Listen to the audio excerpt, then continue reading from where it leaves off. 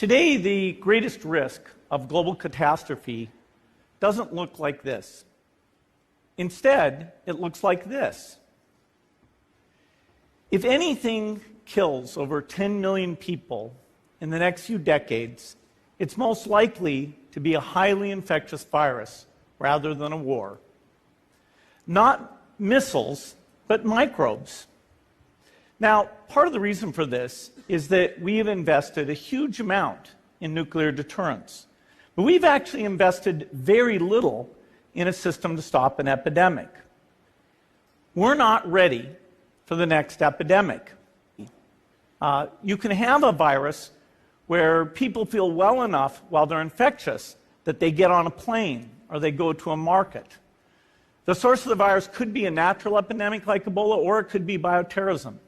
And so there are things that would literally make things 1,000 times worse. In fact, let's look at a model of a virus spread through the air like the Spanish flu back in 1918. So here's what would happen. It would spread throughout the world very, very quickly. And you can see there's over 30 million people die from that epidemic. So this is a serious problem. We should be concerned. But in fact, we can build a really good response system. We have the benefits of all the science and technology that we talk about here. We've got cell phones to get information from the public and get information out to them. We have satellite maps where we can see where people are and where they're moving.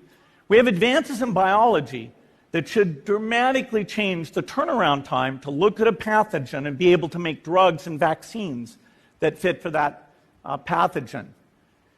So we can have tools, but those tools need to be put into an overall global health system, and we need preparedness. The best lessons, I think, on how to get prepared are, again, what we do for war. For soldiers, we have full-time waiting to go. We have reserves that can scale us up to large numbers. NATO has a mobile unit that can deploy very rapidly. NATO